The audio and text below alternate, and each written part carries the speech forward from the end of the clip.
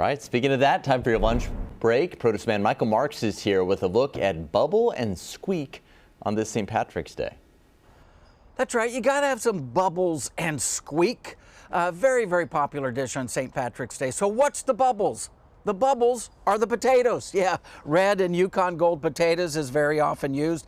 You can use russets, but the bubbles in bubbles and squeak, yeah, that's the potatoes. Make sure you cut them up all about the same size, because if you do cut them up at the same size, they will cook all about the same amount. So if you cut some really big and some really small, those small ones are going to get mushy, so you don't want that.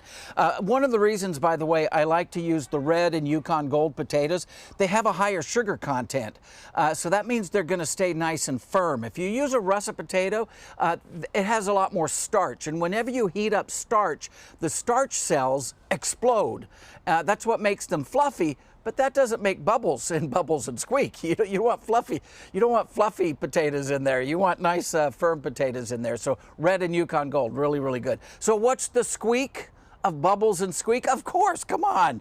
Cabbage. Cabbage squeaks. When you rub two cabbages next to each other, they squeak. When you eat it, oftentimes they'll squeak in your mouth. So that's the squeak. By the way, if you're picking out cabbage today, make sure it's more dark green in color. If it's really light in color, that cabbage has been around a while, and they just keep peeling off the outer leaves. Also, did you notice something there when I peeled that back? When you peel it back and it splits, that's nice fresh cabbage. But if it just peels back and just layers back, that is old cabbage. It's dehydrated a little bit.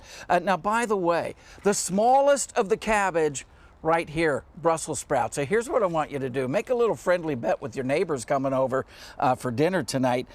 You can bet them that you can eat 5 heads of cabbages in less than 60 seconds and win. Because that's what those are, cabbages. Hey, back to you guys. I think that'd still be tough. Yeah, I think that's still a Who knows? challenge. All right.